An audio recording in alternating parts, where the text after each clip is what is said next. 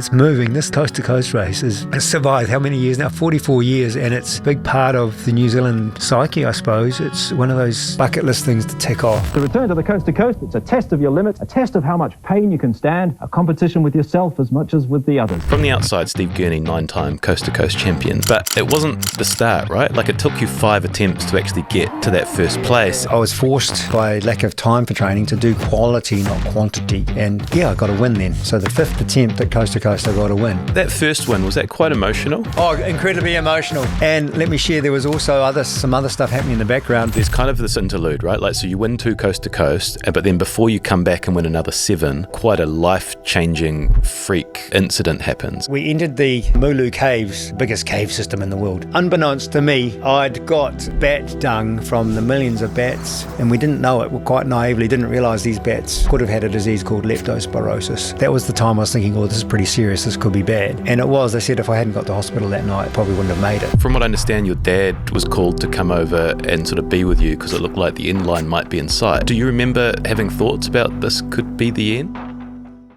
Hey team, this week we talked to Steve Gurney. Steve is one of New Zealand's greatest multisport athletes of all time, best known for winning the Coast to Coast a record 9 times and has competed in adventure racing all over the world. There are parts to Steve's story that you will know and there are parts that you don't, and we cover what you don't know in a lot of depth in this one. Yeah, like the time in 1995 he had a brush with death after an adventure race in Borneo, his deep battle with depression, and there are moments in this episode of huge self-reflection. This episode is brought to you by TAB. Got a hunch? Download the new app today and get your bet on. Steve Gurney, welcome to Between Two Beers. G'day. We're very excited to have you in studio this morning. I think you're the only guest to have arrived on bike, but that is to be expected. It fits. On brand. Yeah, on brand, I thought. Yes. Yeah. Well, that could lead down a path that we could talk about for hours, why we should bike more. Yes. Yeah, I kind of wanted to start with current day Steve Gurney. What your morning looks like. Like, what does your physical workout routine look like? What did you do this morning? Oh, well, I started with sit-ups. 1, as I got out of bed. It turns out the older I get, I'm less of a morning exercise person. You know, you just get all old and creaky and sore joints. And I tend to do yoga, or I've just started Pilates recently with my partner, Kate.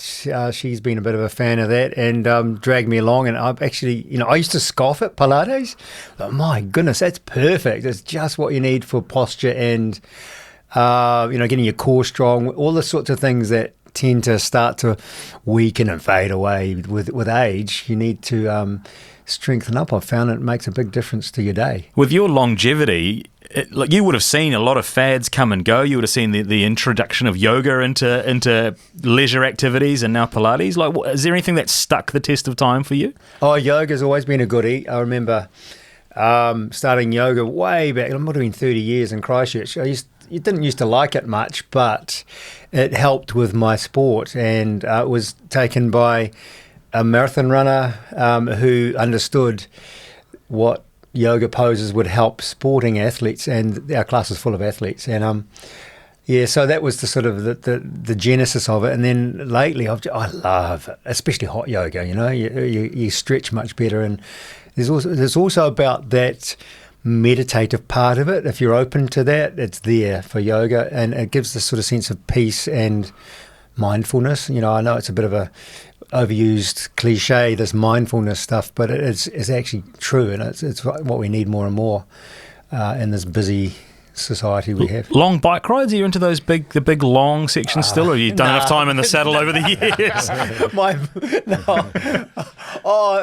Those long bike rides, in the peak of my career, yes, important for the endurance you needed for the sport I do, but nowadays, no, bugger off. Yes, with mates. Last November we went with a bunch of 7 mates. I was the youngest, by the way, at 61, and we went to Derby in Tasmania for a week of mountain biking, and that was awesome. So that's about the length of biking I do nowadays, a couple of hours at a time in the morning, and then we might do another ride in the afternoon for those sorts of trips. And I've just signed up for the Tour of Samoa, which is in August, with my partner, so we're going over there, and it's at the top of the field. There's some fast racing, but we're doing it socially. Just around the 2 Samoan islands, which is, there'll be a couple of hours, 3 hours riding. So that's the length of riding I'm doing nowadays. Yeah. Through the course of this episode, we're going to sort of talk about all the incredible accomplishments you've achieved from sort of pushing your body to the limit. Is it still important to you now at 61 years to really like see what you're capable of? No. Short answer. That's a really deep question, and I'm not sure how far to dive into that one. Let's go. Pushing was something I needed to do as a younger man, and it's something about proving something. It was like an itch needed scratching. Something needed to be proved, but I couldn't quite figure out what it was until I was much older. But at the time, you just had to push and push, find the limits, and see if you can extend them and be there longer than anyone. I don't know, it was about winning, but not winning per se. It was about proving something. And that's what the pushing was about. And now I've realised the futility of that at 61. It started in my early 50s. I started to question what's the meaning of life, and actually probably before that in the 40s. And it took a long time to find the answer. I'm not sure if I have found the answer, but that's what the pushing was about, trying to find the answer. And I don't think, now I realise you don't need to, the answer is that there is no bloody answer, and stop looking for it, and be at peace with that.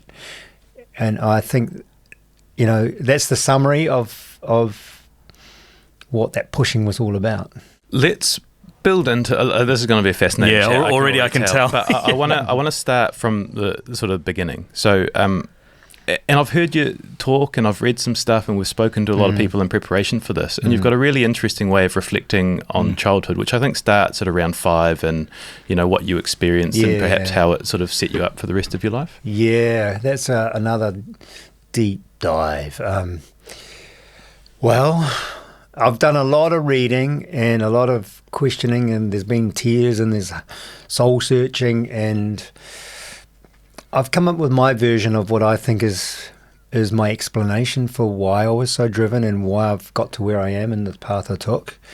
And it's probably common amongst a few people out there that are driven, the A-type personalities who trying to, the perfectionists, and they're trying to get the best out of everything. And that's me to a T. And it bothered me a lot, and when I was younger and I was able to win races, I pushed hard enough to win. That it was very satisfying. But subsequently, actually to summarise it, if you've heard of Eckhart Tolle, The Power of Now, he's written another book called A New Earth, and there's the Stillness Speaks, and there's a few books he's written.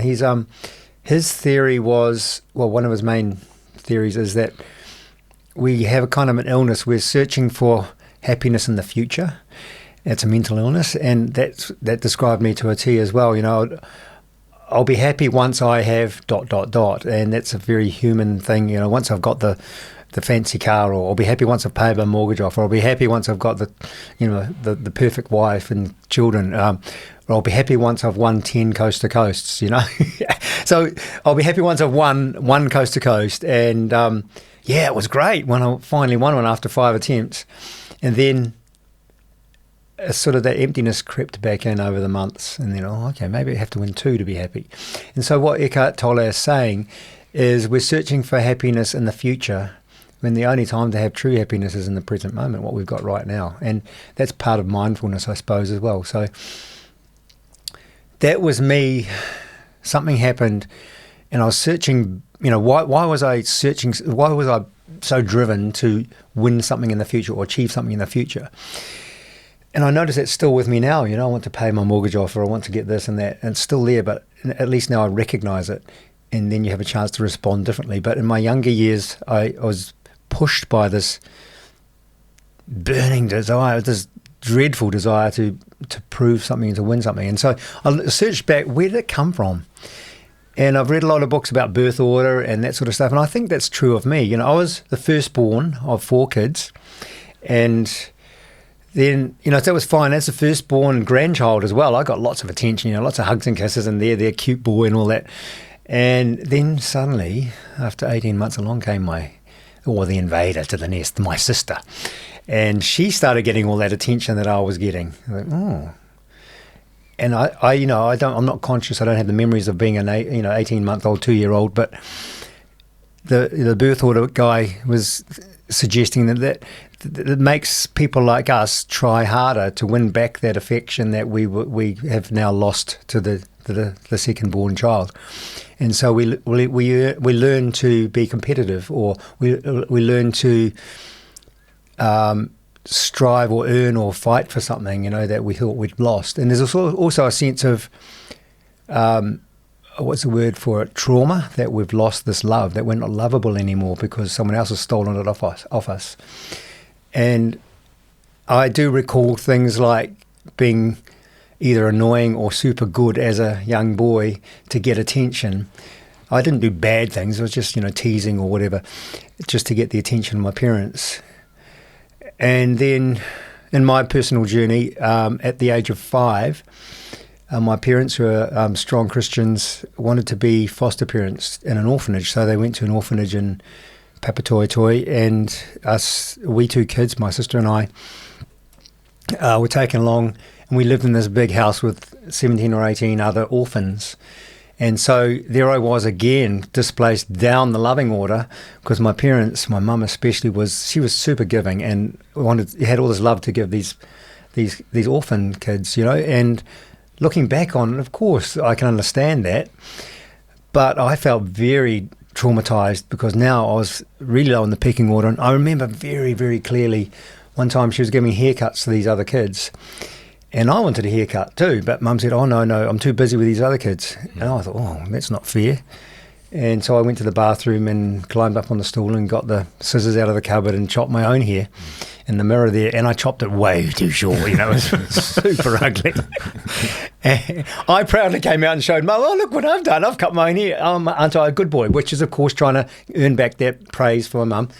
And Mum, darling Mum, I know she loved me, but she chastised me terribly for having made a mess of my hair and told me off, for not doing it right, or not doing it with her permission or whatever, using the scissors. I don't remember what it was, but I remember being really badly told off and having to wear a hat to school for the next few weeks until it grew out. And, oh man, I'm getting a bit emotional, tearful thinking about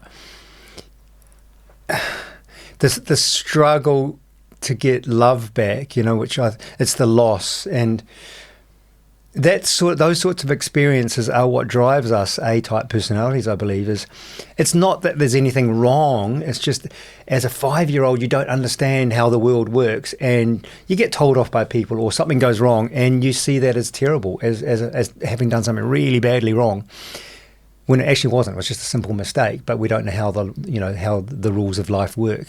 That's an incredibly unusual position to be in too, right? Like that, you've normalized, all of a sudden you got 17 brothers and sisters and you're in this house. Like that is a very unusual Yeah, that was unfortunate. situation. Yeah, looking back on it, you can understand. It was unusual, yes, 100%. But I can understand my parents, as Christian, loving, members of society, they wanted to give back, and I understand that. But perhaps, as young parents, maybe they could have made a better way of doing that, found a better way of doing that.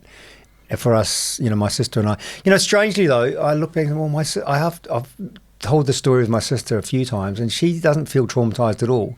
But she's second born, and I guess there's different parameters around her upbringing, or different, ways of dealing with the world. So, but this is the point. This is my personal interpretation of my life, what happened, and I think every human has that. They have a skewed version of, or an unbalanced version of what life's about, and that makes our personality. And I know I've been on a few courses. I think Landmark Forum was one of them, which has good and bad things about it. But one thing I was really good from that, one good learning I got from that, was that they propose there are 3 kind of things that happen in life. One is around under 5, and one is an under 12-year-old, and then one is an under 21-year-old. So there's 3 things that kind of reinforce your story about what life's about, this, so therefore my story is and this is what creates our personality. We make little promises to ourselves. I'm not going to let that happen because it really hurts, so I'm going to act like this, and that creates who we are. That's one model, I suppose, of how personality is created. But for me, it was quite helpful to understand, well, this is why I do what I do, or why I'm driven, or that sort of thing. So there's other things that happen, like being told off at school by the teacher, for I mean, there was one thing it's another little story. When I think it was about 7 or 8, we were doing navigation lessons. You had to have a compass, and you go out in the school field, and she said a little course, the teacher, Mrs. Smith. No kids will know what that is anymore, because it's no longer done. No, but that's right. Well, orienteering, yes. So we had this at school one day, and we'd run out of compasses. There were 2 groups. One stayed in the classroom, the other group went out orienteering, and then we swapped later. And they ran out of compasses, but I had one in my shoe.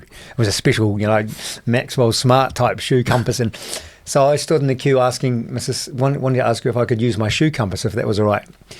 And she ignored me for a while, and I kept persisting. And then she finally started and said, "Stephen Gurney!" And the whole class went silent. "How many times do I have to listen to your squeaky little voice? Mrs. Smith, is it okay to use my shoe compass?" So I was ridiculed in front of all my schoolmates, classmates, and I get terrible goosebumps now as I tell that story to you about how damaging that was. And I could say I hate Mrs. Smith for that, but I'd like to say she should have thought of a better way to be more empowering. But that once again formed my personality. I was super shy after that about asking anyone for permission, and I've had to overcome that shyness and that belief I'd done something wrong, and that's part of what caused my drive to prove to people like her that I am good enough. I am lovable. I'm not a squeaky little voice So did that come out in high school with school athletics and cross countries? Were you that kid that then channeled that into being successful at sport? Yeah, absolutely. Like an outlet. It's an outlet. It's trying to prove something. It's more to me, in my version of it, is proving something. So I guess the bigger, zooming out here, the big perspective I'm trying to tell here is that every kid has stuff like this happen, and it's inevitable. There's no point in going back and blaming people like Mrs. Smith. There's no point in blaming my parents about the orphanage. It's just at any point in time, people are doing what they think is the best response. And so, but it's not always the way we are as humans. It's not always helpful for everyone. What am I trying to say here? That it's just how it is, and that forms our personality. And we make little promises that we won't let that happen. We'll protect ourselves from being hurt. Blah blah. But that makes us who we are, and it's useful just to understand that. I don't think we can fix it. It's about how we respond to it, and I think it's a really important key I've found for me, and something I would advise people to think about. Well, we can fly off the handle and be unconscious, but it's best to be conscious and say, right, hang on, before I react. My grandma was good. She'd say, before you react, Steve, count to 10. Before you tell your sister off, count to 10. And so give ourselves a space to find the best response. In Viktor Frankl's work, Man's Search for Meaning, that's what he says. Humans are capable of putting a gap between stimulus and response, where animals aren't. A dog, once it gets a fright, will bark or fight or bite or run away. But humans, and we all know humans who aren't capable of putting a gap there, but the humans who I like to hang out with are able to put a space between stimulus and response and think about what's the constructive way of responding. And so that's the same for me. It's a good rule for me, is before I fly off the handle and get angry with someone or say something I'm going to regret, just breathe for a bit and think about how can I do that? Or even if I'm just talking to myself, hang on, Steve, just put a gap in there. What's the truth of the matter, I'm keen to link us up to the sort of the build into adventure racing and coast to coast, but I kind of wanted through school. From the outside, Steve Gurney, 9-time coast to coast champion. Are you the kind of kid, were you winning cross countries at school were you dominating all of the athletics days? Well, as a primary school kid, I was super bad at school. I was the bull rush runt. We picked first. Last. Because I'm the kid that couldn't run. No one wanted me on the team. Same with the rugby, which was compulsory. They always put me out on the wing because I was less chance of having the ball and being caught. So tackled. So I was useless at sport. As you know, I'd come home from the school sports day, and Mum would say, "Hi, darling, how was the school sports day today?" And I was like, "Oh, came to get last again, Mum." And she'd pat me on the head and say, "There, Stephen, it's all right. You're not going to be an athlete, are you? Make sure you study hard at school and go to university." And yeah, that's a point I talk about in my conference speaking, is examine your beliefs. This builds on what I've just earlier said about stuff happening as a kid. And one of the things that happens as a kid, we have well-meaning parents, uncles, aunties, grandparents, teachers, mentors, if you like, who advise us, "Oh, when you grow up, how about doing this, this and that?" Or they give us advice based on their experience. And it's all well-meaning, and usually it's true, but sometimes it's not. And this is one of the things I needed to, or was interesting to look back on. My mum's belief, she loved me to bits, but mum's belief that I wasn't going to be an athlete. And I could easily have taken that through to adulthood. But I didn't. In fact, I've done exactly the opposite. I had a 20-year career of actually earning money from sport. So it's important as adults, as things change in life, that we check what's true and what's not. And, this is the same with elephants. They put a chain on the young elephants thing and they put it in a stake in the ground. Then afterwards, they don't need the stake anymore because the elephant believes it can't run away. Same with, they did an experiment with fleas, put fleas in a jar and put a lid on the jar. And after a while, they took the lid off, and then the fleas, even though they were still alive and could have jumped out, because fleas are famous for jumping, they stayed in the jar because they'd found the limit, and they then made that their maximum or the extent of their world. But in reality, they could have jumped out of the jar. And as humans, we often limit our potential by beliefs that we learned as kids that aren't true anymore. But you must have, you're not good at sport, but you've obviously got that engine, right? Like you can run. Yeah, it was a belief. I'm not actually. I'm a bit of a biomechanical nightmare, according to my podiatrist, Bruce Baxter. Lovely, funny man. But he joked with me one day. He said, "Gurney, you're a biomechanical nightmare. How am I going to get to fix you to be able to run?" And form orthotics and insoles in my shoes and what have you. And so I think my success was more about perseverance and ingenuity. Like, I'm very innovative. I love to find, what's another way someone could do this, and what can I invent to do this, or what strategy can I do that's going to beat the others. Like Sean Fitzpatrick, he had a wonderful motivational strategy. He said he trained as if he was number 2. This Sean Fitzpatrick, the All Black, and that's talking about envisaging how his competition will be training. And the competition, being the underdog, are usually much more motivated than the top dog, aren't they? And so he imagined, how would they be training, and how can I counteract that? And that's exactly what I do with my sport. I'm not the best athlete out there. There's the Keith Murrays and all those guys who are way better athletes. But if I have a good strategy, then I can beat them. It's about thinking ahead. What could possibly go wrong? Like, you're being prepared for punctures or a hole in your kayak, and you have stuff to prevent that in the first place, like a good kayak made out of Kevlar, rather than taking a standard one that's more likely to get a hole. I mean, I could talk about this for ages in more depth. But well, let's get you into the world of multisport. But have I got it right that almost happens by accident? It's a handshake agreement with Robin Judkins over hiring of the entire fleet of University of Canterbury kayaks. You've done your research. Is that accurate? There's varying versions. Well, I've got the Robin Judkins, and anyone who knows I've got the Robin Judkins version, who suggests it was $175 entry into the Alpine Ironman. Yes, and you said, well, funnily enough, that's exactly what I was going to charge you for the hire of the kayak. So I reckon I can do all that stuff and I get in. Oh, how do we start this? Well, I'm going to give you another version. And, that's back in the murky, distant, foggy... 1984? Yeah, it's a wee while ago. So my version was, I did my schooling here in Auckland, in Howick. Then my first year of university was in Auckland, but my best mate, David Irwin, went to... went to school with him. He went to Canterbury, down to go to Lincoln University, and he emailed me. Well, no, he didn't email because it didn't exist in those days. He wrote sent a letter. He sent a pigeon to say that, hey, it's great down here. There's the mountains, there's rivers, there's stuff. see if you can come down here next year. So I matriculated from my engineering degree. So I'd just done an intermediate year up here in Auckland, and then went down to Canterbury University. And David, my good mate, said, I met this guy, Robin Judkins, and he's talking about this event he's going to do in Coast to Coast. And so I thought, that sounds fun.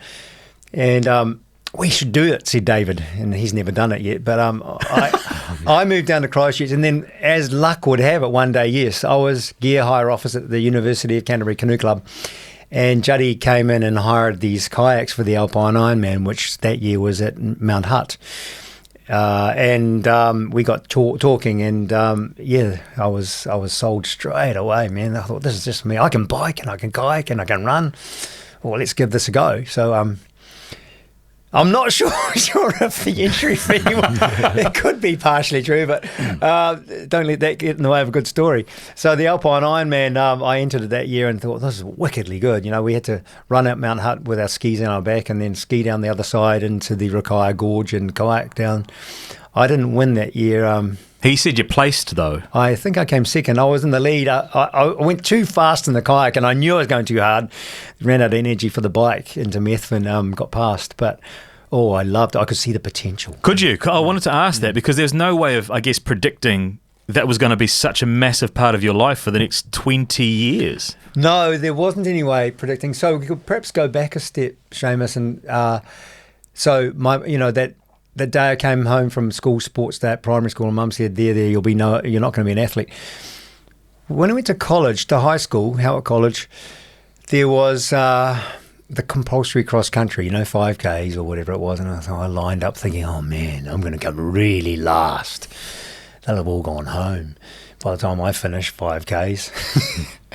And I got an amazing surprise. I finished in the top 5, proving... And then, the light bulb went on. I thought, oh, yeah, I've got slow twitch muscles. I didn't know that name then, but in other words, I'm no good at short stuff, but I've got endurance for longer stuff. So that's when I sort of had it wasn't so much a light bulb, but just a curiosity. Oh, I wonder if I am any good. And so the next year, we joined the cross country team, and I never won any of those cross-country races, but I was always consistently in the top few places. So, and then I got into hiking with the Boys Brigade, and as young lads, you go away for the weekend hiking a couple of nights, and you have as I'm a bit of a MacGyver, you have every conceivable thing you could possibly need in the bush. I'd have a fishing line, and I'd have spare batteries for the torch, and if we got lost, I'd have 3 days extra food, and I'd have this woolly hat and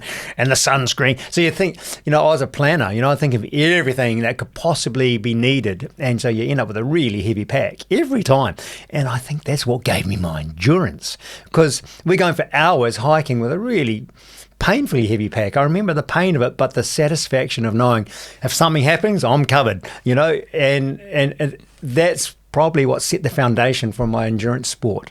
Not just coast to coast, which is, a day long or 2 day long race, but also these other adventure races like the Rei de Gauloise, the Eco Challenge, which are 4 to 8 days, 10 days long. Well, they're as long as it takes to complete, right? Exactly. The longest one was Ecuador, which is 10 days long. And this day and night is 24/7, we're not stopping. Oh, well, you do stop when you have to, but the shortest ones are like 4 or 5 days, which was the first one we won in Borneo. So that's... the foundation for my endurance was probably from those days of hiking. And it really bothers me that there's too much, schools and scouts and Boys Brigade and those sorts of clubs, I suppose, that do the hiking and outdoor stuff. There's too much risk of or worry about liability, which is a load of bullshit, and we're doing ourselves a terrible disservice by not getting kids out into the wilderness, and learning and experiencing the wilderness. And that too gave me, and I think a lot of Kiwis are like this, why are Kiwis so good at adventure racing? We've got the worldwide reputation of being winners. It's because we're comfortable in the outdoors. We're comfortable in the bush. But that's my generation. The newer generation, they don't get that much anymore. It's only the occasional families who take the kids out in the wilderness and go hiking and do orienteering and that embedding in their kids this capability of being able to look after themselves, or feeling that they're not afraid of being out in the bush. I want to move into coast to coast specifically. Again, from the outside, 9-time champion, you absolutely dominated it. But it wasn't the start, right? Like, it took you 5 attempts to actually get to that first place. And it was it like 23rd in the first row? Like, this is my favourite part of the guest story that you see reach the top. It's, but what did those years look like before you actually cracked through? Can you take us to that part? Yeah, cool. Yeah. So I remember I was super excited. This is back to meeting Judkins in the gear hire locker of the University of Canterbury Canoe Club. For those who know Judkins or have met him or spoken to him, he just exudes enthusiasm. No, he's just so excited, and you can't help but be drawn into his conversation. And I really admire the man. He's a bit crazy, but he's super smart. And super driven, and he's a kind of a role model. I've got a few role models, and he's one of them that you learn about setting an exciting goal. And he's got this vision of knowing what he wants and bringing people in to help him get that, and inspiring others to achieve their goals as well. And I was super drawn into that when I first met him.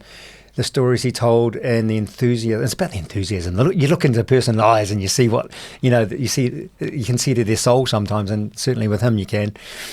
And so I had this excitement which fueled me for years. And so my first coast to coast, I actually had a goal. I thought, big, hairy, audacious goal. I can win this thing. And I'd done some whitewater paddling, which I think was really important. You can learn to paddle in rapids. I love being in the bush from my tramping, hiking and stuff. And the biking was pretty new to me, but I'd learned from people like Kathy Lynch and those guys how to bike ride in a bunch, or those girls. And so my first race, I was quite disappointed that it didn't come, better than 22nd. And you got that wrong in your notes. You said 23rd. 23rd, the man knows. Well, actually, there's more to it. I wrote to Judge. I looked at the times that came out. It was 23rd. And I said, hey, I think you got your timings wrong. I came at 11th. And so he wrote back and said, oh, yes, you're right. You're 11th. But on the official records, I was 22nd. So anyway, it's a bit disappointing. But because of that enthusiasm I had, it didn't put me off. I just doubled my efforts. And the next year lined up with the same sort of goal. I want to win this thing now. I've doubled my training. I've got more knowledge. I can win it this year. Did double your training mean going from like 20 hours a week to 40 hours a week? Yeah, that sort of thing. I can't remember the exact hours, but exactly right, yes. I realised you needed to train harder and longer. And there were guys like Greg Dobson and I forget the names of the other guys, but they were doing huge hours, and I got to meet them and talk to them and realised, oh, God, I'm not doing enough training. So I went for longer bike rides and bigger bush runs and longer kayaks. And so I lined up this next year thinking I was going to win it this time. Was once again disappointed because I failed. I came third. Mm-hmm. But, of course, I thought, oh, wow, that's a big improvement, 22nd.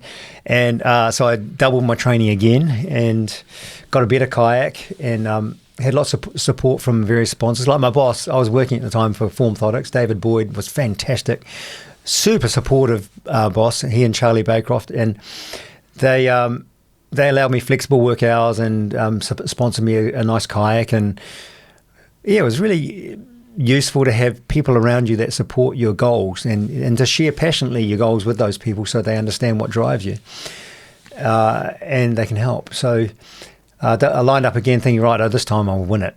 Came second. Damn, I was disappointed. But second's a whole lot better than 22nd or third even. I'm on the right line for improvement. Yeah, was there any part of you that was proud of that second, or was it all just that's not good enough, it needs to be first? Ooh, that's a good question. Ooh.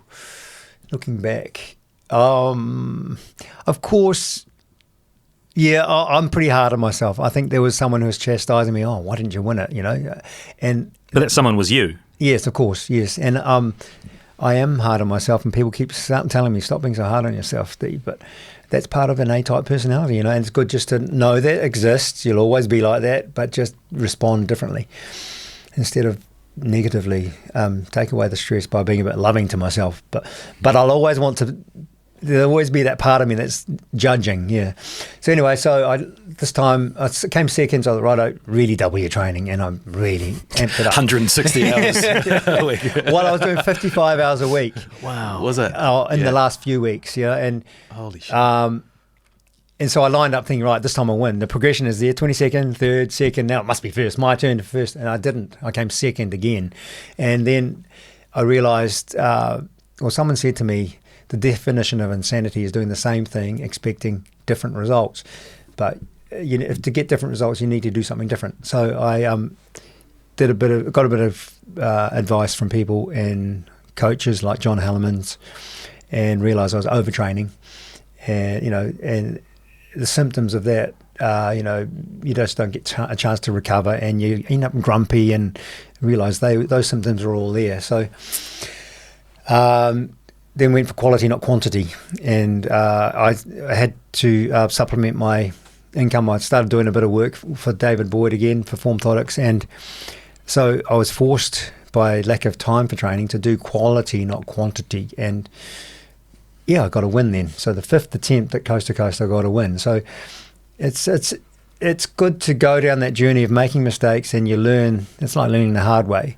So I learned a lot about training and the specifics of training, and from then on I won 5 in a row. Was that first one, was that quite emotional? 7 in a row, sorry. Yeah. Well, was that first one though, was that incredibly emotional. Did it all come pour out of you? Yeah, totally. And let me share, there was also some other stuff happening in the background that Juddy, bless his soul, had got BMW on board as race sponsors, and they were putting up a carrot of a BMW for those who broke the record. The time, it was breaking 12 hours. And so that was another carrot. So I was driving to win that thing. And the next 7 wins, I forget which race it was, but I finally won a BMW. At what point does the innovation element come to it? Because you've mentioned already that you started to maybe tinker with things and look at different ways of approaching it rather than just grit, hours and hard work. Oh, true. And enter here Graham Sisson. I have to tell that story too. So I was paddling down in those days, early days. In the very first days of Coast to Coast, there were things like Olymps, and the kayaks were very basic whitewater type kayaks, only like 3 meters long or something. They're good for turning, but not good for going fast. And so eventually came the downriver races, like the Visions and the Delphins and things. And they were from Europe, basically, for racing down rivers, but they're still pretty short. And then Graham Sisson had been tinkering away. He's a kayak manufacturer in Nelson, and he'd made the Tri-Extreme, I think they called it, which is based on a K1, and he'd put a riverized deck on it because the K1's too low. You'd fill up with water with all the water coming in the cockpit. So he's done a downriver racing style cockpit on a flat water racing boat, and so he was innovating already, and I thought, I was attracted like flies to the proverbial. I thought, he's an innovative man. So I wrote him a letter. Please, would you sponsor me one of your new kayaks for the Coast to Coast? I haven't won one yet, but I'm planning to. And he said, well, meet me at Lake Rotoiti. So I got there early with my mate, and at Lake Rotoiti, and we're waiting. So we were riding mountain bikes off the jetty into the lake. Because we could. And when mountain bikes had just come out, and they're supposed to be waterproof bearings and things, we thought, right, waterproof, it doesn't matter. Turns out they weren't waterproof. But anyway, so Sisson arrived at the lake to see 2 boys riding bikes off the jetty, and was immediately attracted to these crazy people. And he agreed, yes, okay, let's try, I'll sponsor you a kayak. And then we got on like a house on fire, and we started innovating and inventing. And my girlfriend at the time, Anna Keeling, had just ordered a new Tri-Extreme off Graham for her race. She was a very successful athlete herself and mountaineer, and she was on track to win her race. But I somehow talked her into giving me her first sponsored kayak, and we were going to chop it in half and lengthen it. Because as a mechanical engineer, I've been doing the sums. The speed of your boat is restricted to the wavelength, so I could bore you with all the mechanics of fluid dynamics. But we'd figured that we needed a longer boat, and Anna somehow agreed, and that was born the Evolution, which is still a very fast boat. So Graham and I innovated in kayaks very successfully. Led the market, I suppose, in whitewater racing kayaks, and we just had so much fun, Graham and I, inventing different stuff, and that's where the pod was born, the fully enclosed bike pod. So, I loved, as a mechanical engineer, thinking, oh, how can I alter stuff within the rules to make my racing faster? I've come to the kind of the limit of my training ability and my physical ability, but how can we improve equipment? So we did lots of research, and Graham gave me this book, Bicycling Science, it's called. It talked all about the mechanics of friction and what slowed bikes down, and what stories from previous cyclists and innovative stories are there that where they innovated to increase bike speed. And so I devoured this book, and we thought, well, there's a guy, Chester Kyle, who built a fully enclosed thing around his bike years ago, back in must have been the 50s, I think it was, for around the velodrome, and I thought, that inspired us. So I call him Gyro Gearloose Graham Sisson invented the speed shell, which was a replacement for bike handlebars. So it's a fiberglass, a bit like a thing you see sometimes on motorbikes, the fairing in front of the handlebars on a motorbike. So he said, let's invent something for the bike. So he built this thing. It was very ugly. And I didn't really think it was going to work. It looked quite big and had too much drag with it. But he eventually convinced me to come up to Nelson, and we'll test it with a heart rate monitor on a coast down test. So we find a hill and no pedaling allowed. We'll test just normal handlebars on this thing. And sure enough, it was 10% faster. I thought, So we went to the velodrome and tested it around, something like 30 laps with and without this thing on. And finally he convinced me that this thing was worthwhile doing. And then over the next year or so, he added more bits to it. He put this bigger fairing on the front. And then I started to think, oh man, this is getting too big. I still used one in the race, and so did Russell Prince and a couple other people. And Juddy started to think, are these things legal or not? And they're starting to make noises about banning them. But he didn't. And then Graham Sisson, he added these other things. So he looked at speed skiers, and they had these leg, I call them strakes, like on a plane, they have strakes behind the engines. Well, he had these leg things, aerodynamic things. They were about a foot long behind his legs, and he built a little enclosure over the chain, went right around the derailleur, and around the front wheel, it was hanging off the pod on the front. So all these attachments that precariously glued and bolted on. And he proudly said to me, Steve, look at all this. This will be really aerodynamic. He sent me a photo. And then he said, I'm going out the door to test this thing. Next thing, he breaks I think he broke his arm because he was too hot, and he took his sweatshirt off, shoved it in the speed shell, and it fell down and got caught in the wheel as he was doing one of these coast down tests. And he went over the handlebars, smashed everything, and broke his arm. So I said, bugger that, Graham. This is too let's just pull a shell around the whole bike like Chester Kyle did. And so that was how the pod was born. We it took hours and hours and hours, weeks to make the mold for this thing, and we put it on the bike, and it was such fun though. We got up there in Nelson. This is just weeks before the race, leaving things to the last minute, a lot of pressure and stress, but we managed to put together this pod and kept it secret from people.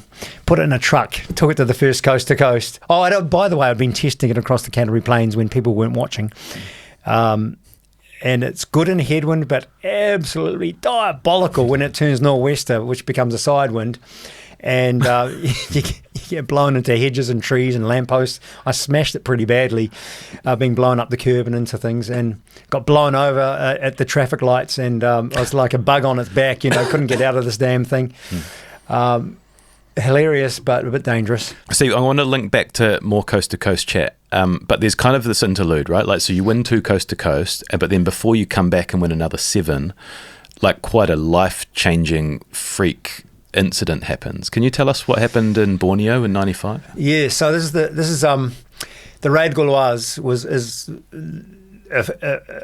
one of the world's first adventure races, and they did their very first race in Fiordland in 1989, and I won that our New Zealand team won that, and we in later years went to Borneo to do another Rad Gauloise, and I'd filled in for Jeff Hunt, who couldn't make it. So I'd just come back actually from the World Mountain Bike Champs in Colorado and was super fit but unprepared for this call, out of the blue. Jeff Hunt said, "Steve, I can't go. Can you fill in for me in this race? And you'll have to leave in a few days' time." So I did. I filled in, and I was in a team with John Howard and another Kiwi. We were complementing 3 Malaysian teammates in this race. So we got over there a week early to acclimatise and to meet our teammates. And there's a bit of a story to it. They had never ridden a bike before, and there's quite a bit of mountain biking in this race. And so we'd spent the first week teaching them how to ride mountain bikes, but they were also cave guides. So we thought, well, we'll lose a bit on the mountain biking, but we'll gain back in the cave part of the racing. So, true to form, we did lose quite a few places on the mountain biking, but we entered the Mulu Caves, the biggest cave system in the world. The last stage of the race, neck and neck with another team, I think it was a Swiss team. And we had a big advantage that our teammates knew the caves a little bit. And we managed to... there was a bit of a story. The other Swiss team were following us, and... we looked at the 3D maps. They're quite hard to navigate with these maps, and realised there's a little turn off we had to take down this tunnel. So we pretended to go, we didn't know where we were going. We went past this tunnel and then sat down, scratched our heads, pretending we didn't know where we were. The Swiss team went on past us, and when they'd gone around the corner, we snuck back down that entrance. and we won the race. The Swiss team actually got lost, and they had to send a search party to find us. We felt pretty bad about that, but that's the rules of racing. Anyway, we won the race, but unbeknownst to me, I'd got bat dung from the millions of bats, and we didn't know it. We quite naively didn't realise these bats had a disease, or could have had a disease, called leptospirosis. And I got very sick in the days we were waiting for the prize game. You had to wait. It was another week for the prize game, and I started getting feverish and all the things that go with sore joints and stuff. And I thought it was just the flu. We'd been run down from the race, but finally, after 2 or 3 days in a hot bath, because I was shivering, rang a doctor, and he said, get straight to hospital. And long story short, came down with leptospirosis infection, kidney failure, so renal failure, pulmonary edema, unconscious on life support machines in an intensive care unit. Started off in Kuching Medical Centre, then they medevaced me to Singapore to a hospital there, Mount Elizabeth Hospital, and it was a pretty close call. John and Vivian, the 2 Kiwis, they're mates of mine from Christchurch. They probably saved my life, actually, because there was a language barrier. I was unconscious, and they hung around and made sure I got the care I needed. And I'm really grateful for the support I got.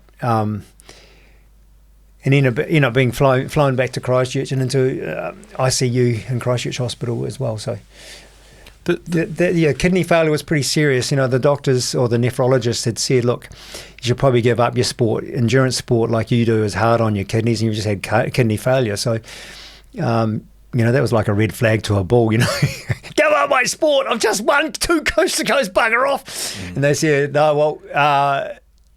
You should have 2 years off at least if you insist on going back to sport. Look after your kidneys and get a good recovery before you go back to it. So I did, and then bingo, I won 7 in a row then. When you have your life flash before your eyes, you realise what really matters. And at that time, what really mattered was winning, Going back to that drivenness I had, I was still driven. Just on that, like, you were in a coma, right? Like, were you steering your mortality in the because from what I understand, your dad was called to come over and sort of be with you because it looked like the end line might be in sight. Like, do you remember having thoughts about this could be the end, or were you kind of out of it the whole time? Good question. I was out of it, and in the coma, I didn't realise that. When I came out of the coma, it was really fuzzy, and it was, probably I came out too quickly, and I started unplugging myself, so they put me back in a coma again. So I didn't have the chance to reflect this might be the end. The closest to that was in the plane going from Kuching to the Norma Medical Centre when I first got it.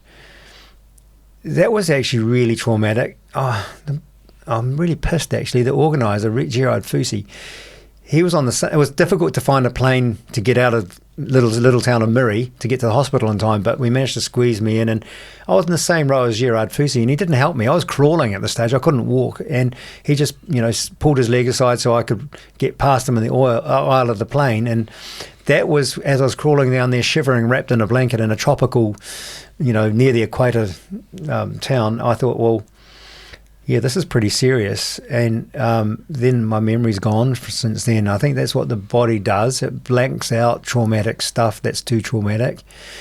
Either way, I've lost memory of what it was like, except that was the time I was thinking, oh, this is pretty serious. This could be bad. And it was. They said if I hadn't got to hospital that night, that, I probably wouldn't have made it. So, but at the other end, when I came out of the coma, I do remember being really upset at this could be the end of my sporting career. That's how imbalanced I was then. All that mattered was sport. It wasn't about life itself. It was about, can I win races still? And that's something that's like an alarm that went to me and said that, what is... later on, once I'd retired from sport, I remembered that and thought, well, why was I so driven? Why was sport so important? And that's led me to the question... what is the meaning of life? Yeah. You get the medical advice to say, don't do the sport anymore. But those in your close circle, friends and family, were they also saying, maybe, Steve, it's time to not do this anymore? Ooh, yeah, probably were people. I don't remember anyone saying that, but yeah, you often get that from doctors. Yeah, you're right. And they say, well, this is just a sign to give up, be normal. Stop this endurance stuff, and that annoys me, doctors even now that say, oh, come on, you should stop doing all this cycling and running, just be normal. I think, that you don't understand. Bodies are designed to move. Our predecessors, they would have run for days or weeks chasing the woolly mammoth until it finally died, and then they pack it into a bag and they carry it back to the cave, to the clan or whatever. So when these bodies are designed to do endurance, and perhaps I am a bit imbalanced doing so much of it, but I think you've got to understand, like I said, our personalities are shaped as a young human, and we want to go and prove stuff. We want to go and do, we want to embark on this journey, and this is my journey to do endurance sport, and I don't think it's right for people to take that away from you. Sometimes you've got to learn the hard way. This is the most, in my mind, the most inspirational part of the story, because we know what's coming, 7 wins in a row, but in this 2 years after you've had this traumatic incident, you're also bankrupt, right? Like, it's $96,000 in hospital bills, and then you're sitting and you're wondering if you're going to be able to do what you love, what gives you purpose. But you do. Over 2 years, you get back on that race line and you win 7 races in a row. But across those 2 years, like, what did you do? How did you survive? How did you pull yourself out of it? What were the mental coping mechanisms? I guess it's an unshakable faith in your abilities. I finally found a niche in life, and it's endurance sport. That young kid being told he's not going to be an athlete, I realised, oh, actually, Mum, I am. I can do endurance sport. And then you meet Judkins and find, oh, mate, it's like he's designed this race just for me. It's perfect. And I felt I'd finally found my niche. This is how I can. One, there's an unconscious drive, I think, at that stage to prove yourself, prove those Mrs. Smith, the teacher, and all those sorts of people who wronged you as a kid. That's an unconscious drive, but there's also an immense enjoyment of being out in the wilderness and biking and the people, the endurance sport, the triathletes, those sorts of people. I found my clan, I found my people, and these are really cool people to hang out with and train with, and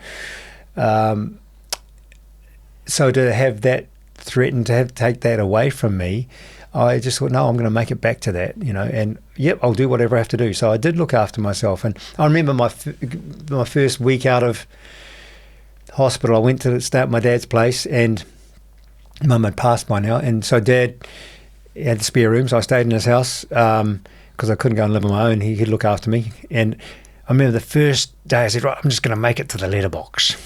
And I walked out there and I was really weak, but I managed to make it to the letterbox, and then I lay down and have a sleep again. And it was things like doubling that. So the next day I'd walk down 2 letterboxes down the road, and then back and have a rest again. Then the day after that, I finally made it to the street corner. And so you set these little goals, right?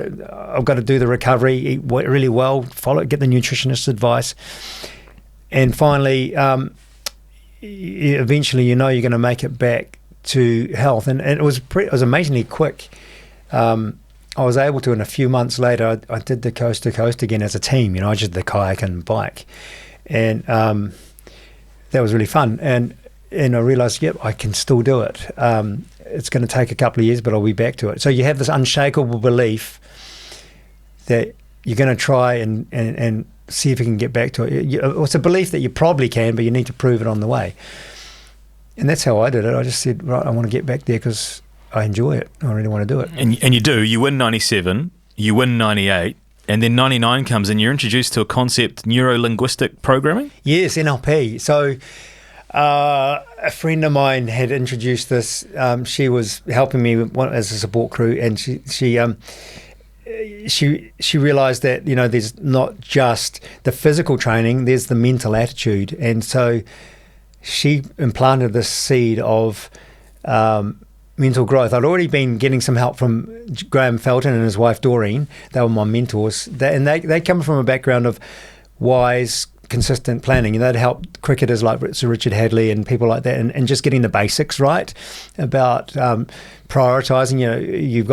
You feel stressed by, you got all these things you have to do. Your training and your life things, you're paying the bills, and so they helped me prioritise A, B's and C's. But NLP was another level above that of getting in the right mental state. And so it's understanding how your brain works, basically. Neuro-linguistic programming sounds fancy, but it's about understanding what works and what doesn't work, and how we can learn from or model people who achieve what we want, and how we can change the way we think for the results that we don't want. And so NLP, I got really interested in that, did a whole lot of courses with Richard Bolstad, and he's a New Zealand expert in this. And that was amazing in helping me get through the challenging parts of training and the hard parts of racing, and about getting your mind in the right space to overcome the pain, overcome the endurance aspects, and instead being really excited about it. And being in the right state helps you release the right biochemistry as well. You're getting the dopamine and those sorts of good juices that help you win.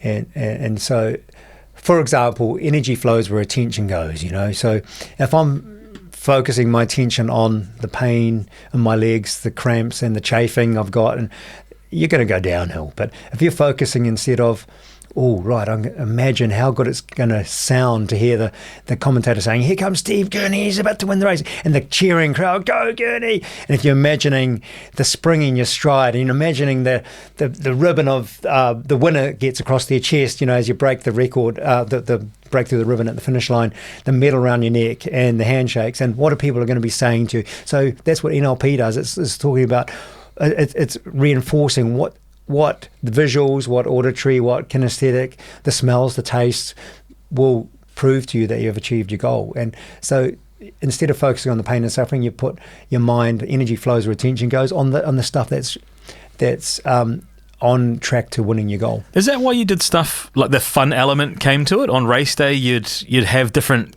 outfits and costumes. Like, where does that fit in the line of things? I don't know where that started. But I just get a real buzz from being a little bit quirky, that goes along hand in hand with innovation. How else could I do this? What little things can I invent?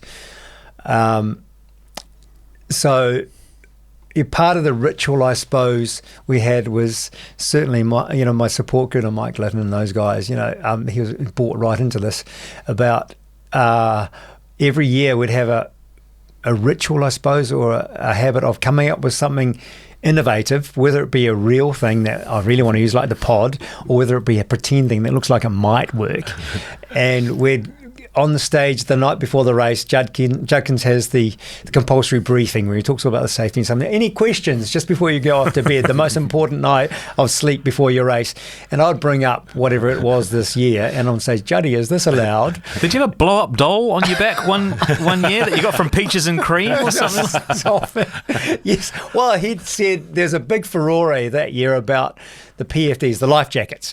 They had to meet a certain standard, and because there'd been a bit, many coast to coasters use old scruffy stuff that had been patched and stitched up and duct tape on it. And he said, look, this year we're not going to pass those old life jackets. They've got to meet this standard of supporting 74 kgs, blah, blah, blah. And so Mike Litton and I thought, let's have a bit of fun. We'll have an inflatable life jacket. So I bought my most dodgy looking life jacket with rips and tears, and I knew he wouldn't pass it. But he said, because it hasn't got enough buoyancy in it. So we had this blow up doll that would add the buoyancy. And it was a bit of a surprise because Mike was backstage with a long hose with one of his dive bottles of air, and we blew this thing up in front of Judkins. And yes, it was a Peaches and Cream one. Yeah. So he saw the joke this year. So this was obviously not a serious innovation, but there are other years we'd bring up something like I had, it's like wings or a sail on my, fold-out sail on my life jacket, would this be allowed? And I was quite serious about it because sometimes you get a tailwind and you can fold these wings out and get a bit of a assistance down the river. And then he said, he shook his head. And he wasn't sure whether it was serious or not. And he said, well, Gurney, you have to prove tonight whether you can roll with that thing on. It was a load of rubbish. There's nothing in the rules that said you have to roll, but he's the race director, so he made this rule up. So there I was down on the Hokitika River with the local policeman to witness whether I could roll with this thing on, and I actually couldn't, so I couldn't use it that year. The other thing he said, did you used to wait until just before the start line and kind of bolt to the front and be like, oh guys, I'm not feeling very well today, I've got the shits and I'm a little bit off colour, and you'd be completely like that sort of shithousery? Was there that element to you as well? Yeah, that sort of thing. Yeah, like there's one year, it wasn't the coast to coast, but it was another kayak race, and putting my mechanical engineering knowledge to use, I was understanding about boundary layers and friction on the hull of a kayak.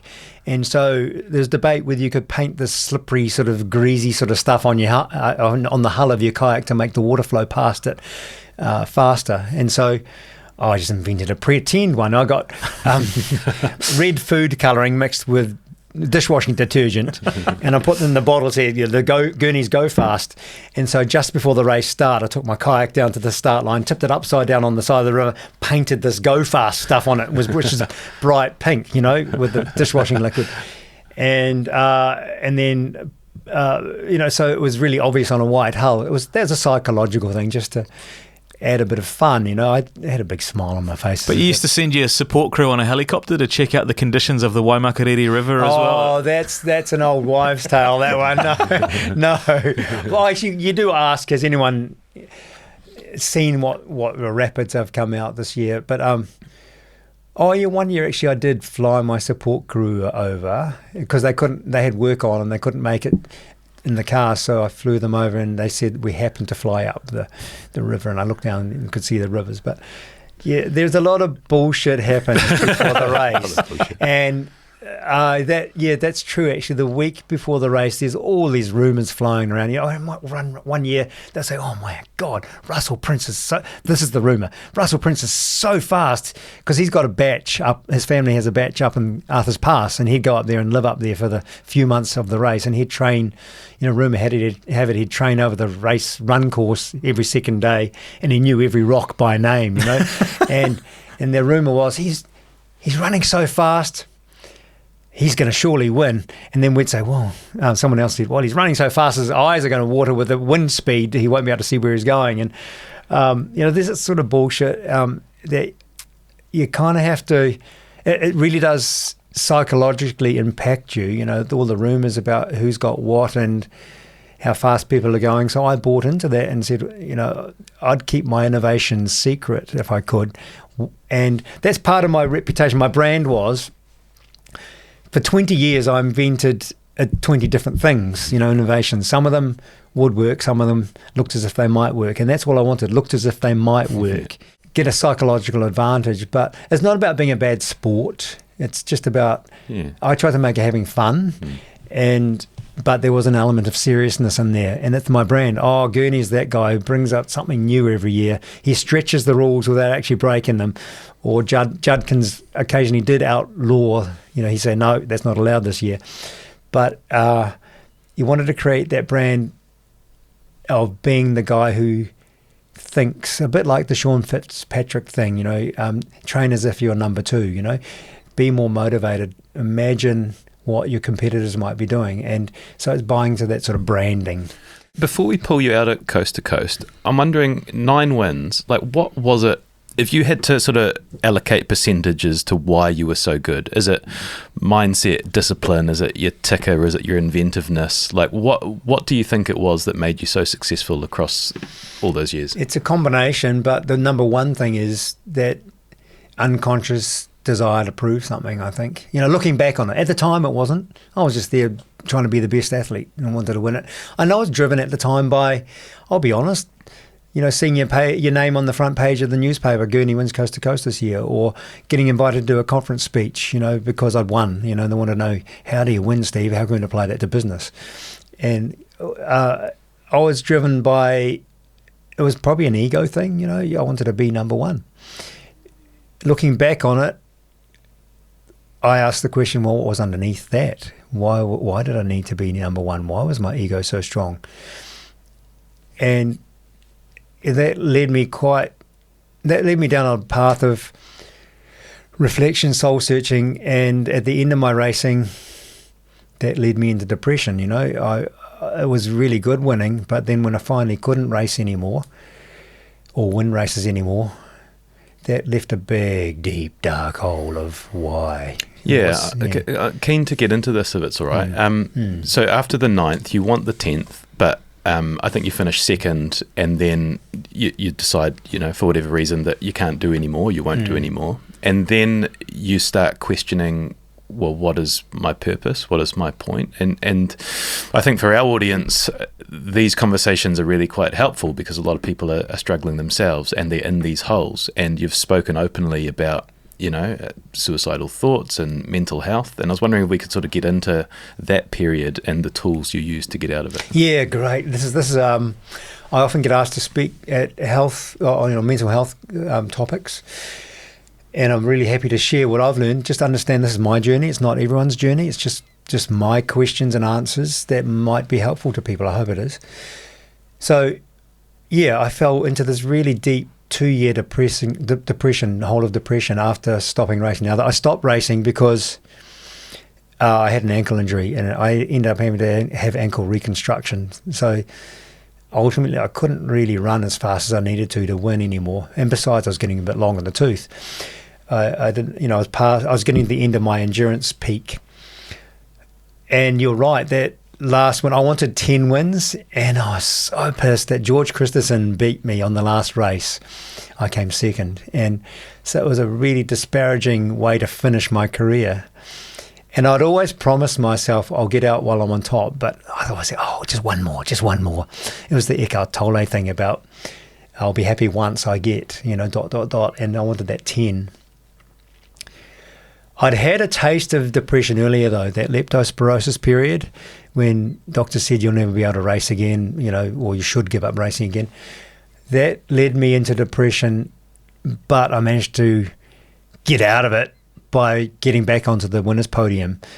And so I hadn't really found my answer or the cause or what was the meaning of that. I'd sort of plastered over it and hoped it would go away by winning again.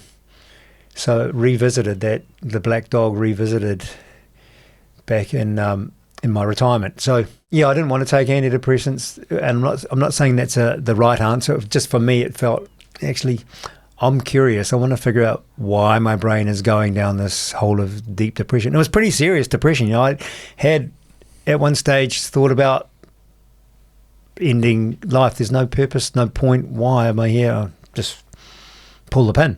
And so that's a serious space to be in. And one advice I'd have is go and get some help, mate. There's plenty of people out there that are totally supportive and will have.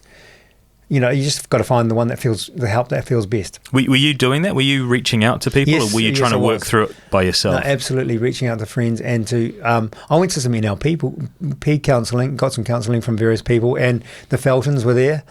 They were so good. Graham and Doreen, bless their souls, RIP. They're both passed on now, but I was getting a lot of help, reading a lot of books, getting some counselling, seeing doctors.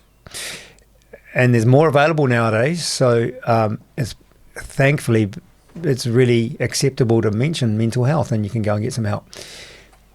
So I saw a doctor, decided I didn't want to do antidepressants. I want to instead figure out what's going on with my brain. I had this little spark of, there's hope there. Even though I wanted to end my life, there's a little spark that I held onto that spark. There's could be something to hang on to here. So started understanding what was going on in my brain, did lots of reading. And man, I banged my head against a lot of brick walls in those 2 years, trying to figure out what's happening. And in the end, I just smile now because it's getting stronger and stronger, this understanding of this is what it's all about. I asked the question, well, why was winning so important? And that led to a question, a small question. What's the answer to the meaning of life? And I'm joking. That's not a small question. That's a massive question. I was so on the edge of my seat thinking, he's got the answer. But I did. I found the answer. Yeah. And I mentioned it earlier. There is no bloody answer. And this is the thing. And stop looking so hard for it, because it's just getting you down this deep hole of trouble, Gurney. And you've got to come to the understanding that this Western world is looking for answers. It's looking for the happiness. It's looking for nirvana, and there is no such bloody thing, and this is the problem with it's so annoying. As kids, we read these fairy tales, told these stories of happily ever after, and it's bullshit. And we've got to stop reading our kids these stories about happily ever after and say, well, actually they found some happiness, but they also had trouble, and they need to go and get some counseling and get some help, and they had to talk about it. And you teach kids there are coping mechanisms or ways to deal with it and sort it out. And that, you may never ever agree on something. You've got to agree to disagree. And same as there is no answer, and you've got to be happy with the fact there is no answer. And this is where Western thinking gets us in trouble. Eastern thinking has taught me a lot, that you be happy with the fact there is no answer. And how can you find a way to be at ease with that? And so I'm still on that journey, but it's getting easier the more I try it, and understand that winning worked while it worked, but hey, someone else's turn, and I didn't get 10 wins, but that's okay. I got 9, great, and then, I'm looking forward to being happy with the fact, well, if I didn't win, it would have been fine as well, if I didn't win any. And that journey of trying to prove something, well, where did that come from? What was I trying to prove? And so I've been journeying back to that 5-year-old, and that 5-year-old, I'm learning to love him, even though he was a very unhappy little 5-year-old. My school years weren't happy, and I'm learning to be friends with that 5-year-old friend, little kid of mine, and I think that's part of my piece too, is learning to accept that my childhood, I wasn't happy with it, but that's okay, it's where I am. Do those dark thoughts come back every now and again? Does the depression always sit there for you sort of somewhere, and some days it's stronger than others, or have you learnt to just manage it in terms of that reflection piece? Yeah, you learn to manage it, and you learn to notice when are those thoughts starting to come on, and the earlier you recognise or be aware of those thoughts, it's about being aware and present. The earlier you notice those, then that gives you more time to start changing what you're doing. E.g., get better sleep, eat better. Just little reminders. Have I been for a walk in the sun today? Have I rung up my mates and had a good laugh with them? Do I need to reduce the stress and say no to a few things in the next few weeks, just so I can get back on top of of being more healthy in my mind? I think that's really important. You've got to be aware and notice. And it's also accepting that, yeah, I will have this way of thinking probably for the rest of my life. I don't have to. Maybe I'll find some way of dealing with it better, but that's just part of my personality. With that in mind, the retelling and going back into the highlight reel of your life, is that challenging? Because there's some darkness associated with those very highs that you... Yeah, good. That's a good point. I don't do this on purpose, but that would be a good way to do it. And we all have our memory banks, and it's how we code those things, really, isn't it? So if I've got memories that are too cloudy and too dark, well, I can go back and do things like I just said, make those distant, and you might need a bit of help to do that, but it works. You can make those memories coded more positively. And so I actually have, I agree. I haven't thought about it like that, but I agree that you could go back into memories and see them. What lens do you want to look at them with? You can choose your lens. Is there positive in there? Is there negative in there? And I'm increasingly choosing to put on the lens of positivity. Now I understand a bit more about what drove me. I can say, well, I can go back more compassionate and look at the bad memories and say, well, the reason for that was because that 5-year-old kid just wanted to be loved, and once you go back with those lenses on, the history can be more positive.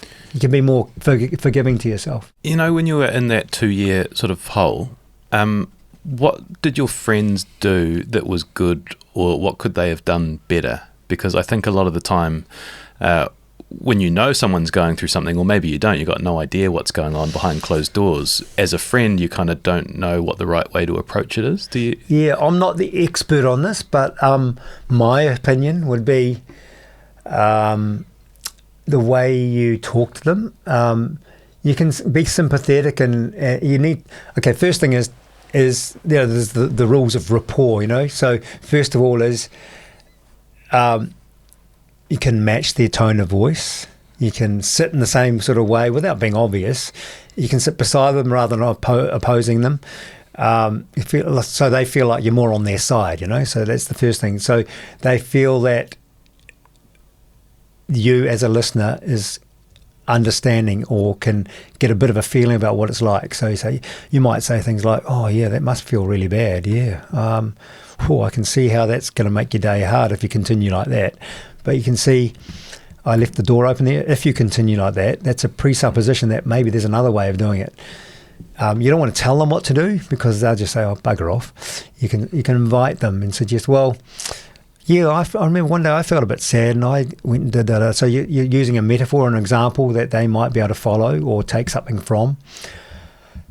But you can also use things like reflective listening. That takes a wee bit of practice, so basically you're checking just to check I've heard this right. So you're feeling like you're using your words to interpret what they just said, and if they say yeah that's how it feels, then you've got it right. But if they just look at you blankly, you haven't got it right. So you need to stay there and say, okay, could you explain a bit more about that then so I can understand? So once you feel like you've got this rapport going and they're accepting of your position, or if they feel like you've got a connection with them, then you can start leading them.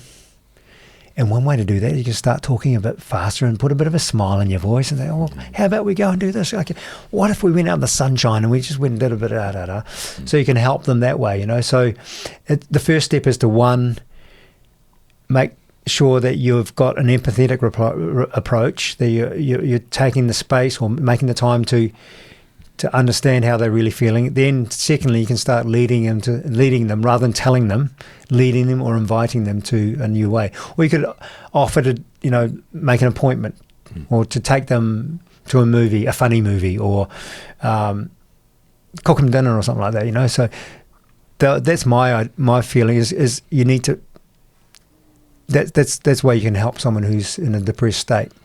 We've got a few little bits and pieces before we let you go. One we haven't touched on is kind of the business, the innovation, how it's turned into different sort of business ideas. Like the Gurney. Thank you for the Gurney goo, by the way. Thank you very much for that. Still going strong, right? How would you summarise like your business, the business side of your life and the different ventures you've had? Yeah, so there's some success, some failures. Yeah. So I thought, okay, so over the years I've invented all these things for my racing because I couldn't find them on the shelf. You know, no one's making them, so how about I just, I've modified this or I've invented this thing or whatever. Why don't I sell them, you know? And I was a bit naive, thinking there'd be demand for it, but I was also pretty crap at marketing. I'm an introvert. I'm not good at doing the marketing, extroverted type stuff. So I had a range of probably 12 or so bits and pieces, and I got support from Mission Kayaking, who wanted to partner with me on that. And there's lots of those things that I thought would sell, like a little holder for your heart rate monitor, and that would go on the kayak, and a food pouch for the kayak life jacket, and various bits and pieces. So we advertised those, but not many of them sold. There's a venture shirt, a shirt that's super lightweight with venting and has pockets for your various maps and compasses and bits and pieces. But for whatever reason, that I've mentioned, it kind of failed. There were two products that did work and still sell now. One was the bumpable kayak seat. So this is an aftermarket kayak seat made of foam, closed cell foam, which one is warm and soft. Two, it's modifiable, so you can heat mold it or cut bits out for the everybody's a bit different. So invariably someone wants a different seat because the one that came in their kayak doesn't really work. They get cramp or numb legs. There's also Gurney Goo, which is Gurney Goo. Saved me on the Queen Charlotte track. Oh, there you go, good. So I'm sure you got some stories about where you put it. Yeah, I don't think we need to. Yeah. So it's an anti-chafing, anti-blister goo. So it's like Vaseline but better. And I'll be honest, I think Keith Murray started with this. He's a doctor and very good athlete who beat me quite a few times. He had this stuff he got his chemist to make, and I thought we'll modify that. We added some other bits and pieces to make it even better, and so we sell it as Gurney Goo.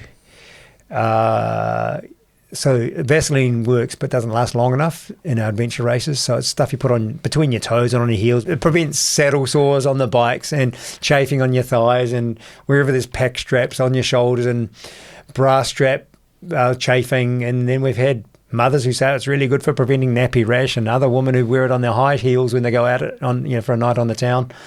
So it's found a few innovative places, but it's still very niche, really. It's for endurance sport. Just while we're on bodies, and this didn't really slap until I've met you in person, but I know you got the full body wax for Dancing with the Stars. But now that I've seen the operation that you're working with, I realise it was a bigger deal. It was a bigger deal than most. But Dancing with the Stars. Like how full it was the wax. Wow. You've closed your body off straight away. So it's perhaps not a yes, cross arms, body length was saying yes, that wasn't very comfortable. Yeah. But Sharon, my dance trainer and partner on the show, said, "Look, we're doing a Latin dance where you're wearing this lycra with a big open V front." Mm. We survive on the show by the votes we get from competitors, and it's not going to look good, Gurney, if you have hair fluffing out the front of your lycra suit. We need to get that waxed off. And I argued with her and say, look, I am what I am, so no. But eventually she convinced me, right, we'll go and get the chest wax. So we went down there, and while we were having my chest fluff waxed off with a TV camera following it, the therapist who was doing it said, look, we'll offer you a free back, sack and crack if you want to continue. And I said, oh, okay, we've gone this far, why not? In for a dime, in for $1. So we went the full back, crack and sack. And never looked back. I remember we got to the crack and sack bit, and she handed me this little bit of, okay, take your gear off, and she handed me this little bit of sort of fabric, which was a little pouch. Yeah, I suppose, but pouch. It was one of those disposable underpants. And I thought, oh, what's the point, girl? Yeah. Anyway, I put them on, and we had the full thing. It actually felt quite free, I must say, quite good. And I've learned subsequently, some of these Everest mountaineers, they do this as well because, well, you can't really be very hygienic when you're up the top of a mountain. You have to have a quick poo. You can't be there forever wiping your bum. No. So it has to be clean right from the start. So you might even have a wipe-free poo. Ghosty, they call that. It's a ghosty, yeah. But it makes your farts really slappy. You know. Yeah. I mean, yeah, so I've heard. Yeah, that was said with an air of knowledge. That was a telltale. You've been there, done that. Yeah. So was this when you were naked? I've got in the notes you were nude on Breakfast TV. Oh, that's a different one That's again. a different episode. Oh, that's No, he was fully hairy for that one. There was no waxing for that one. A few people choked on their cornflakes for that one. But no, that's a good story. Juddy and I had this tradition with TVNZ where we'd do, on Wednesday before the Coast to Coast race, we'd do up on the Port Hills at 6 a.m. in the morning, we'd do the weather forecast, and we'd have a quick break where they'd ask us who are your favourites for the race, who's going to win. So Juddy and I, we did this for a few years, and we'd be up there in the cold, and Judkins would just dominate the conversation. He'd go on, he just loves being the star of the show, and he'd take charge of the conversation. And after the first or second year, we thought, let's do something a bit different, and say, Gurney, look, let's go dressed up. So I want to be a pink fairy. What are you going to do? I said, well, I'll be a policeman. So because I had a policeman costume in my dress up box, and so he turns up as a pink fairy, and unbeknownst to anyone, I just had the police greatcoat with nothing underneath. Yeah. And I had a pretend paper collar and tie out the front, and I had a Bobby's hat on. And we're up there, and Judkins, as usual, was dominating the conversation with his pink fairy suit. And when he was mid-sentence, I thought, stuff it, this is the time. So I ripped off the Bobby hat and the great coat, and there I was totally nude. And as the camera swung, I turned my back so they didn't see the front bits, and I ran away naked. And the thing with live TV, they can't stop it or edit it. So I got on Breakfast TV, and I think I would have been the first to do so. What's your relationship with the Coast to Coast now? I'm an ambassador.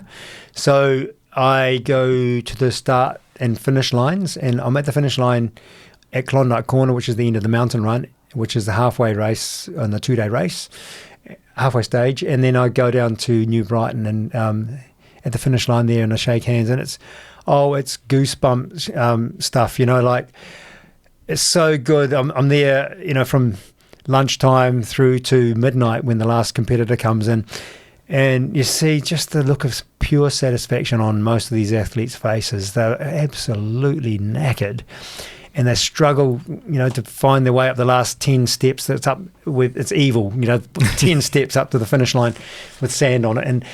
And you just look in their eyes as you're giving them a hand up or shaking their hand, and they can see this satisfaction. I did it. I've done the year or the month or sometimes years of training, the months of training. I've got the skills. I've done the kayak certificate stuff and managed all the risk and the dangers of falling out of my kayak or breaking a toe on the mountain run or the bike crashes on the bike. I've made it through all that, navigated that, and there's this wonderful sense you can see in their eyes. You can read to their soul.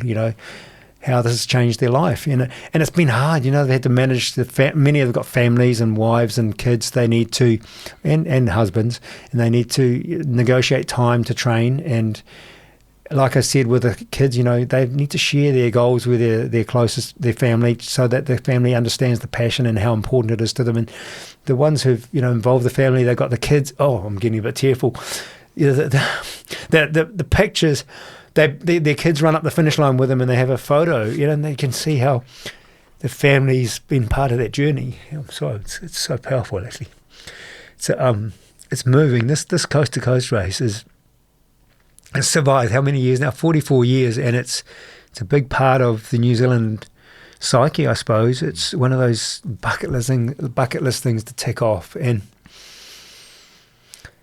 it's not only just the satisfaction of the athlete, it's the role modelling to the kids that you set this goal, and then you have to chip away at it and do all the preparation, the training, and how powerful it is to those kids to see that mum and dad are out there getting fit. And it's more than just PlayStations and devices. It's real life. You get out there and you tick this thing off, and it makes a big difference to who you are.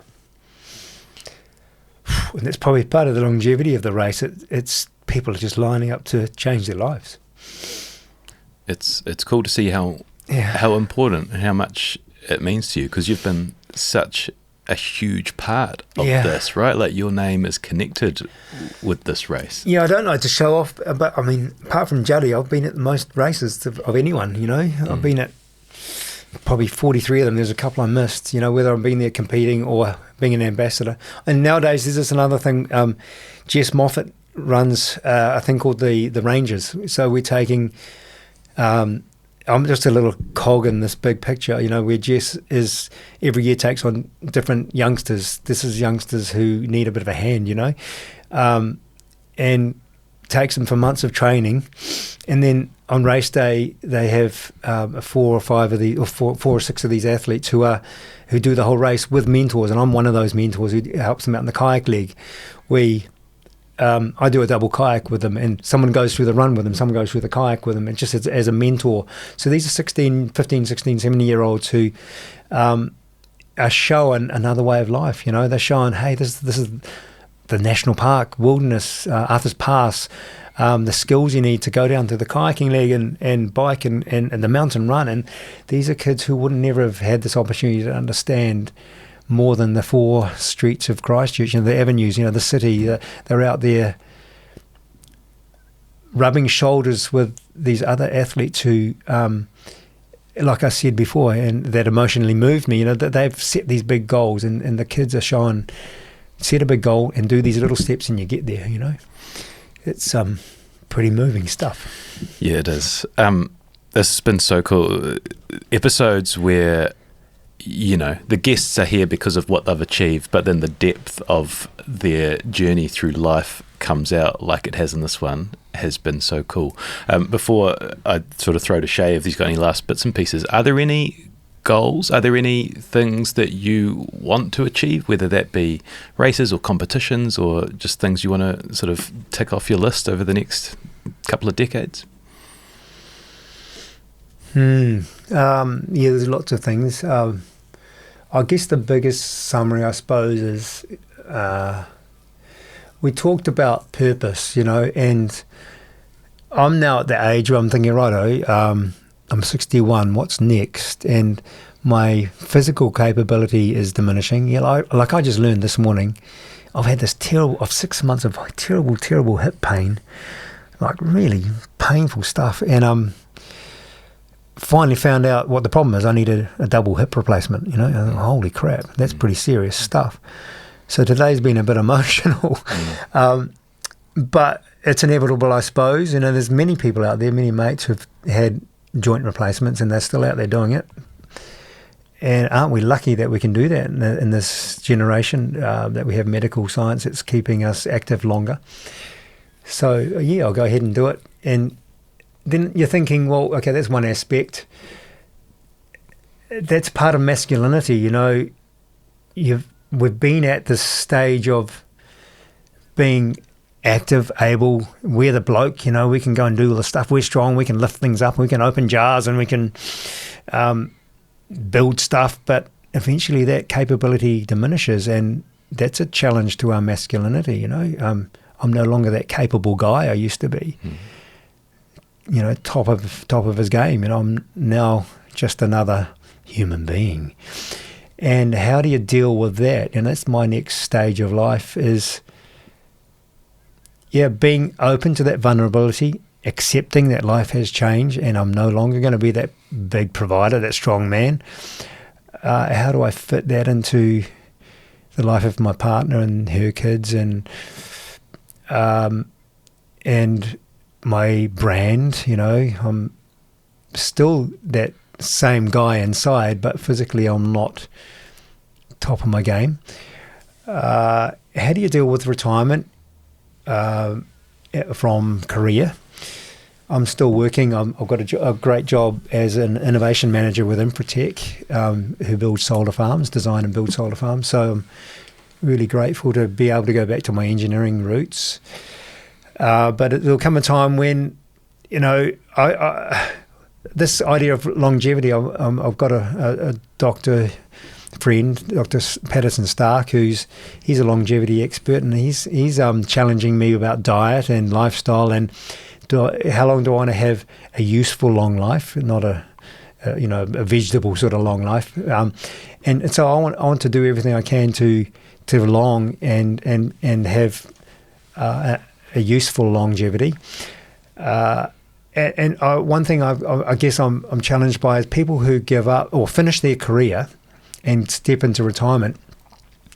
I think you really need a purpose still, and those people who die early, I think they lose track of what their purpose is. And more and more I'm learning how important it has connection, social connection, have buddies that you do stuff with, and feel a sense of you're contributing to something bigger than yourself. And I've still yet to define that for my life, what am I contributing to something that's bigger than myself? And that connection will give you longevity. I look at, there's a lovely guy, Garth Barfoot and Thompson. Garth, he's a triathlete, and my goodness, he's an inspiration. I forget how old he is. I think he's probably in his 80s now. And he's still out there doing it, and he's still doing mentoring for real estate agents and stuff like that. He's still got purpose, and that's going to keep him alive and vibrant and useful, And how can we do that now that we have medical technology that's keeping us all alive longer? What are we going to do that gives us purpose and usefulness in that time, rather than just sitting back and dying early? We've got stuff to contribute. We've got experience, we've got knowledge, we've got wisdom. And how can we? What's a forum we can give that back to the upcoming generations? Well, hopefully this podcast has provided a little bit of a forum to some people that might not be familiar with in terms of that knowledge, wisdom, and experience. For me, it's been quite a surreal experience because I watched you on Countrywide Bank Grandstand on like a Sunday over, you know what I mean? Like when they used to do the Coast to Coast feature, and it would be over a month of Sundays, you'd follow the progression of this race. Yes, right, yes. And then this year I was down at the West Coast when the Coast to Coast was on. I stopped in at Klondike Corner, and to use your words, it's an iconic part of New Zealand. And for me, and maybe for a lot of listeners of Generation, you're a big part of that time period. And I think, Robin Judkins said to me that you continue to inspire him, which I think is wonderful words from a beautiful man. Really? Wow. But the second part to that is sitting in your presence, your self-reflection and your ability to reconstruct your story and make sense of it now as you've changed through the chapters of your life is a really interesting thing as someone who will move into your generation in a few years' time. And even just for myself, you've triggered me into thinking through what are the little chapters of my own life in those various periods that have influenced how I show up today. So I think if more men are able to take that message from sitting and listening to this conversation, then that's going to be an awesome thing. Oh, good. And what a wonderful platform you've got here to... you've asked some questions that have got me thinking now too. So I commend you guys on being able to dive nice and deep into a good place. Thank you. Yeah. Yeah, thanks so much for joining us, Steve. It's been awesome. Well, awesome. I enjoyed it a lot. Thank you.